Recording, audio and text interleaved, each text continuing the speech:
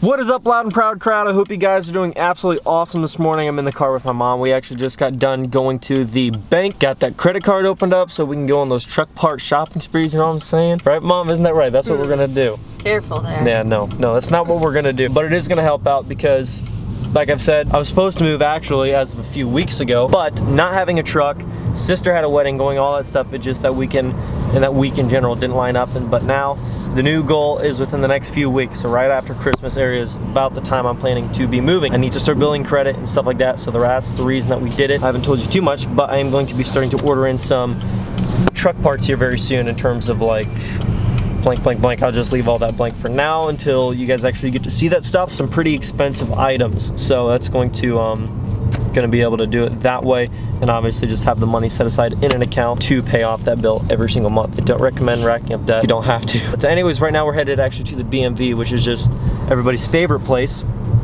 We got to go there and get tags for my truck, my new truck.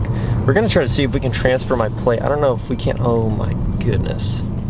Construction. Are they open? Yeah, they're open. Okay, there's a lot of construction going on here. It's pretty crazy looking.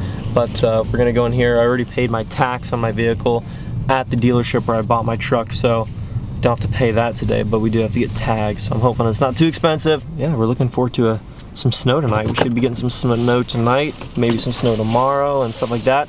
And I did start to plug the truck in now, so I do plug in my truck at night. I had some guys questioning that, and yes, I have started to plug my truck in. Okay, so I'm back at the house right now, and what we're gonna do is, I think we gotta check to see if the old 7.3 is all charged up. I don't know if you guys recall. Actually, I didn't have this in yesterday's video, but the 7.3 is completely dead. Okay, the batteries are bad. It's been, I think, about 3 years since we had them changed out last, and you know, my previous truck had old batteries in it. They were like 10 years old, and it still fired up just fine. The first gen has like 10 or 15-year-old batteries in it, and still starts up. This truck, the batteries are actually newer on this truck. I don't know why these trucks, the batteries seem to last longer, but they do. In these trucks, they just seem to go through batteries. I don't really know what all it has to do with. They seem to go through batteries every couple years, and it's kind of sucks because they're kind of expensive. Got the keys right here. We're gonna unplug this truck, and I have been keeping my truck plugged in now because it is getting colder. I've gotten a ton of guys, you know, kind of questioning, dude, why don't you have your truck plugged in now?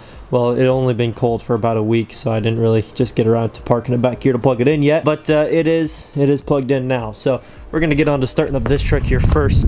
All I need to really do is I left the hood slightly cracked open all last night to keep the battery charger going, but it doesn't look like we got a bunch of snow in here, just a little dust on the battery area, but overall nothing bad. So let's get this all out of the way here, and I'm probably just gonna leave this right there until I know for sure it's gonna want to start up here and cooperate. Get the old key in the truck here. Some guys, every time they see the glow plug's dummy light go off, they reset their key and do it like 3 times. I never do that. I just put the key in and then let it set until I make sure I hear the fuel stop cycling and all that stuff. And then once I think it's all good to go, then I'll start it up. Like I said, I don't know if it's gonna start or, yeah, I don't know what to expect, to be quite truthful with you guys. If she starts, she starts. If she doesn't, it's a Ford. JK. No dice. So I don't know what the whole deal is with this truck, but it just seems to absolutely suck when it comes to batteries and starting up. As soon as it gets cold, it seems like even when it does have good batteries, it just seems to suck. So I don't know what the heck the deal is with this, but it's pretty much been like this since we bought it. And guys have been in the comments, oh, it's because you guys don't replace your glow plugs, you don't check your injectors. Our injectors and glow plugs were all replaced at 260,000 miles, and that's only 15,000 miles ago. So yes, that stuff has been redone, but other than that, we really, I don't know. This truck's pretty much always been a good truck in terms of running and reliability, but it's just always had an issue with batteries, and it used to have an issue with starters and alternators, apparently my dad said. Well, now that we're done messing with the Ford that seems to want to have starting issues, we're gonna get to putting the hood down at least. And I did have it on trickle charge since I let it sit overnight. If I'm wanting a speeded up charge and I'll take it off within like 30-40 minutes, I'll do a 50 amp engine start which still doesn't work instantly because of, you know, well, whatever. Truck needs at least somewhat time to get the batteries juiced up a little bit, but that's usually what I'll do for that route. But even trickle charge sitting all night didn't seem to do anything. But we're gonna get my truck started up. My truck is sat all night now. Granted, I mean, you guys just saw I had the engine block heater plugged in, so that's probably gonna help out. But we're gonna do a startup on this old girl. Now the Dodges usually start a lot better in the cold. And that, my friends, is how you cold start a Dodge. Now, I've always been a Ford fanboy since I was like 7 years old up until I was about 15. I was all just, oh, Ford Powerstroke. Powerstroke's where it's at, man. Ford's for life. Like, that's just what I was always like, man, like Ford's the way to go. And then like over the last, like basically pretty much over like the past year, I've been like, screw it, I'm going with the Dodge. I don't know why, I just like them. I like the way they sound, the way they fire up, how easy they freaking are to work under the hood. Pretty much if you're new to diesels, I know there's a lot of younger guys watching. I have guys message me from the age of 13 to 35 years old all the time. Like, you're newer to diesels, you want something a little more basic, a little more easy to work on, that's more user friendly. Hands down, you can't go wrong with the 12 valve. That's just what I tell everybody who says, hey, what's the best diesel to get into for a beginner? I was just like, dude, go with a freaking 12 valve. If you're new to it, they're just so much more forgiving when it comes to your learning curve and stuff like that. Quick little update, guys, since we do have the new hanger back here for the exhaust. I remember telling you guys how it kind of rotated around and stuff, the exhaust tailpipe. Got the hanger tied on with an impact, decided as we go, and got a little hanger I installed right there. It wasn't really there, but it won't move. So we are good now. That exhaust is rock freaking solid. No more pivoting around and crap. But what are we gonna do today? To be quite truthful with you, I'm still debating that. But while I'm trying to debate what to do for this video, maybe you guys should go down into the description and click on my link and go get some merch. Really quick, I do have some new merch coming in soon. It's a new design, it's a new thing, maybe t-shirts and hoodies because it is getting cold out and I want to be able to have a hoodie in the shop. New t-shirts and hoodies are coming in. I'm going to be wearing them and repping them first, and then if I like the quality, if I like the design, if I like the way that they are, then I will bring up the opportunity for you guys to purchase as well. If you guys want to be on board with that, stay tuned. That's going to be within the next week. I do believe I will have my new merch and you guys can actually buy it and be a part of the team, okay? It's kind of a hint towards the new merch and what it's going to be about. If you guys are wanting some of that, that is coming very soon. We want to remove side moldings, new mirrors coming in like a day or two. So many things to do. It's just freezing cold, man. Oh my gosh, it is freezing. I had guys in the comments saying how these 12 valves apparently suck to start in the cold, and they're like, oh, those things are a dog to start in the cold. You're gonna hate it. It's not gonna want to fire. I'm like, so far, these things have been nothing but freaking awesome to start in the cold. Especially if you plug it in, dude. This thing turned over in like one crank. Like, it basically fired up the same as it would like my other one did in the summer, you know what I mean? Just one turn and then it just fired off. It's like, I think 22 out right now. Let's mess with the fuel plate. Now, I didn't really want to do this today, but what I figured was when I get my new stuff for the fuel pump and fuel plate area for my AFC housing, I'm gonna have to make sure I have figured out how to get that tamper-proof screw out and stuff like that already, or it's gonna be a little bit more difficult when the time does actually come and I need to take it out. So I'm gonna try to see if I can figure that out, get that thing out of there, maybe grind that puppy down. Don't worry about the tuning. I know some people are gonna talk about, oh, we gotta tune some screw in your AFC housing and this and that and, you know, yada yada. I'm not worried about that today. That is going to get done, but I'm gonna order some other parts for that housing, some other springs and stuff like that. So I'm just gonna do that again when that time comes and while I'm doing some other stuff in this area. I don't need to explain it all, but just don't stress it. That's what I'm gonna do for now, and then I'll get back to doing the rest of that project another time. But for today, I basically want to figure out how to get that fuel plate out of there. So basically mess with that tamper-proof screw, get all those bolts loosened up and out. It'll be a lot easier the next. So we're gonna get to that right now. got the intake horn off the intake elbow, and I'm replacing it, by the way, very soon. Wink, wink. Got a lot of stuff I'm replacing very soon. So just stay tuned. It may seem like, oh, it's taking a while, but guys, in reality, I've only had the truck, what, 10 days? So I am gonna get to all this stuff, build stuff as much as I'd love to, all to be within like a day, everything be done. Ordering stuff alone can sometimes take 10 days for stuff to come in, and I didn't order everything on day one. So just keep in mind, stuff does take time to get shipped in, ordered, all that stuff. So when I say I'm gonna do something on the truck, in terms of this build, I'm going to do it. So just please be patient with me. I'm trying my best to make ends meet and get things worked out and ordered and shipped in so I can keep stuff rolling for you guys. But let's get to this point.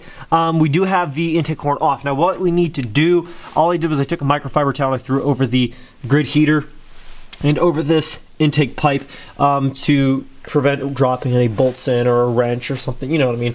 Just crap like that to really make this job not so fun. What we need to get to do, you can take your oil checking your dipstick and pry that up out of the way so it's not in your way. Obviously you need to have probably a, what is this, man, what is that? It's a really small, maybe an 8mm, I'm not entirely sure. You need to remove your fuel shutoff solenoid, just take off those couple bolts on the top to be able to move it down out of the way. There's two for the solenoid, and then there's two that are actually bolted down through the AFC housing itself. And then what we need to do is there's a tamper-proof screw back there. It is a tamper-proof screw. It's right behind your fuel lines there. And basically what you need to do is take a chisel, after you move a couple of those fuel lines so you can actually get to it, take a chisel. And right now it's just completely rounded off. You got to take a chisel of some sort, like I said, put it right on the center of the head of that bolt, that tamper-proof screw. Take a hammer or something, tap into the back of that thing until you can get a proper groove in the back of that, and then get a big flathead screwdriver, pretty much extract it out that way. We're gonna get to doing that.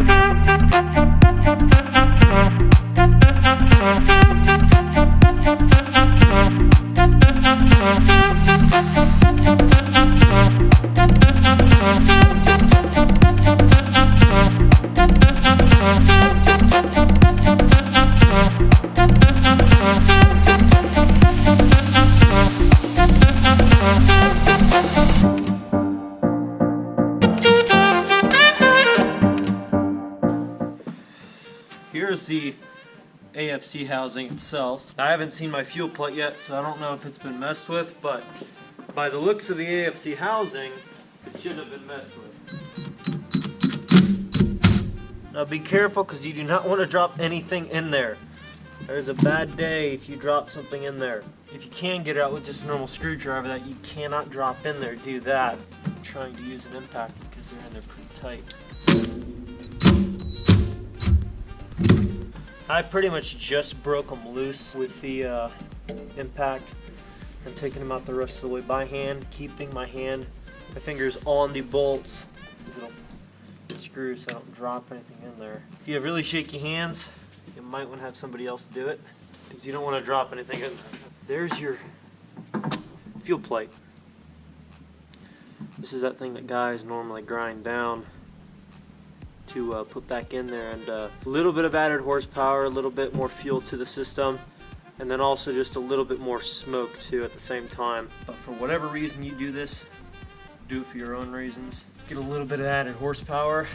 So what we're going to do here is we're going to take this little stair-stepping looking fuel plate and grind it down flat, straight down, which is going to make it technically a 0. If you grind it down almost all the way except for leave like a little tail end down at the bottom, that's technically a 100. What we're gonna do is probably just go for the 0 because, you know, we want all the fuel. See this little plate here? You can seriously just set this thing flat on the plate and just slowly inch the fuel plate forward until it's done. So that's what I'm gonna do right now.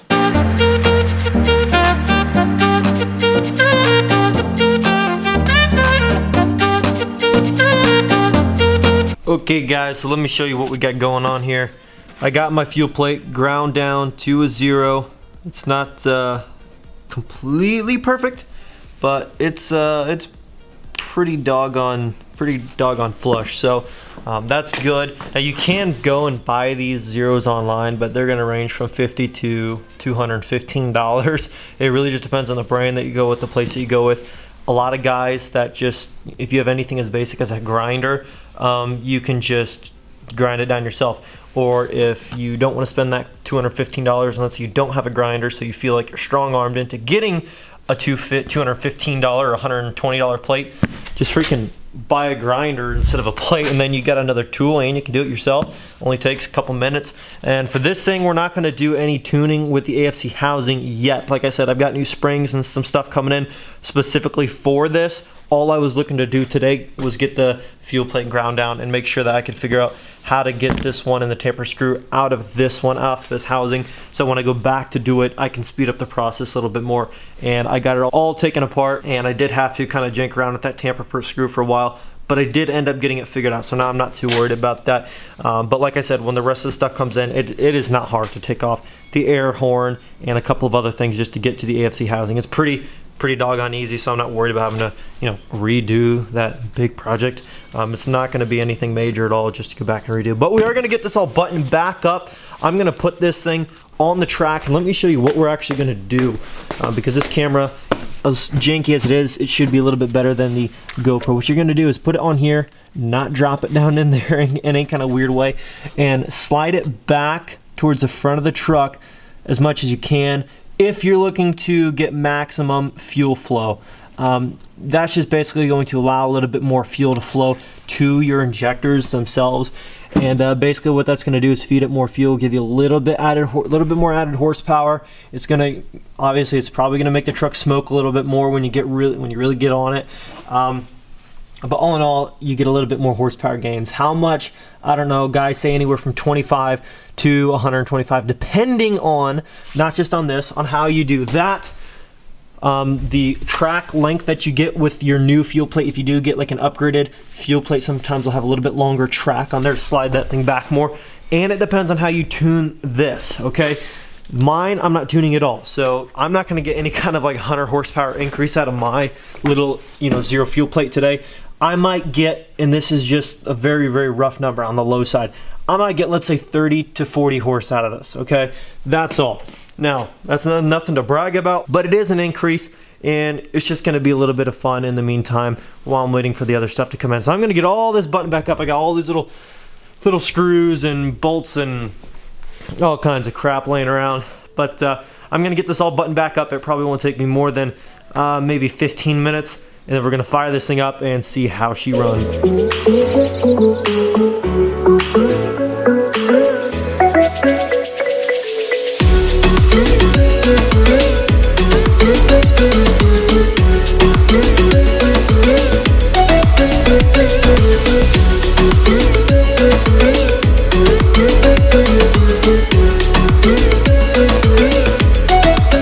So I just finished up doing my zero fuel plate modification to the truck, and I might have some like dirt and stuff on my face, but all dirt and stuff and oil and grease on my face aside, we're gonna see how this made a difference, more tuning to that AFC housing to actually get the most out of it. So what I did today is not going to maximize the potential that thing has to increase horsepower and performance, but basically what I did today was just a very small scale of that. But we are going to get the garage door opened up here. We're going to fire up the truck, take it out.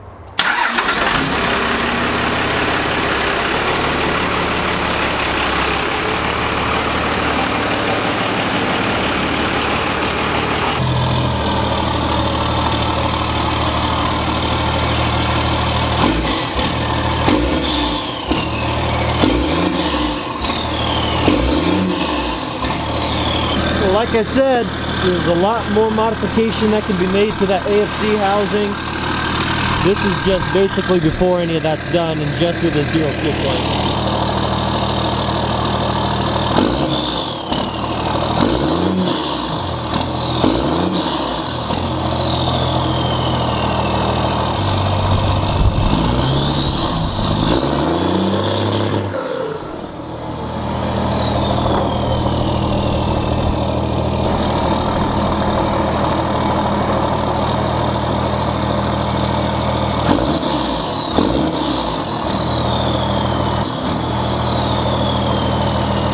what I'm gonna do now is I'm gonna actually take it for a little bit of a drive, but I'm not gonna be filming because I'm gonna be trying to see if when I get up on it with my mirror down towards my tailpipe, if it does actually kind of roll some coal now or not. So like I said, lots of modifications are gonna be coming to it when it comes to fuel supply and, you know, injectors and tuning to the AFC housing, all kinds of stuff. But this today, I just wanted to touch on the fuel plate itself. Well, boys, I just got back from my little joyride, and I'm gonna be really honest with you, I didn't really notice much difference. And like I said, maybe it is just because I haven't tuned or messed with the AFC housing or the smoke screw yet, but yeah, I didn't really notice any real difference. Maybe when I was sitting like still, like in neutral at first, revving it, I saw a little bit more black in the mirror, which before I really never saw any black in the mirror. Just in the video I saw that there was little black haze that came out, but other than that, nothing crazy. Also, it's really kind of hard to see your tailpipe with that big old dually fender and then those little tiny mirrors. You can't see anything but the front face of that fender, which is really stupid, but you know, yeah, there's a lot of changes still to be made, so I'm not gonna sweat it. But you know what we are going to do, because we are done driving the truck for the day, is get her plugged back in so she stays all nice and cozied up tonight. The old dually second gen has been parked. Guys, thank you so much for watching. Kind of a weird video. I hope I can edit this up to make it something seem a little bit more exciting. But anyways, guys, thank you so stinking much for the views lately, the comments, the likes, all that stuff. You guys have been killing it. Lots of new people joining the family, joining the team every single day. Team Loud and Proud, that's where it's at. Hope you guys decide to stick around, watch some more of the videos. Lots of big things coming, so thank you guys so much for watching. If you did enjoy this video, definitely smash that like button. Drop some comments down below. Join the team, join the family. Team Loud and Proud, hit that subscribe button, and I will catch you guys tomorrow. Peace. Doing what I love, going day to day, but I know it takes time and I'm patiently waiting. Sometimes I contemplate, cause one day you feel so close and the next is out of sight. But I know I gotta hold on tight to go back to just going out every night. Like if I'm about to let it go now, I can live alright, live a normal life, doing 9 to 5. But I know I'm more than that. I gained this skill, wasn't born with that. At the end of the life, it's a memory.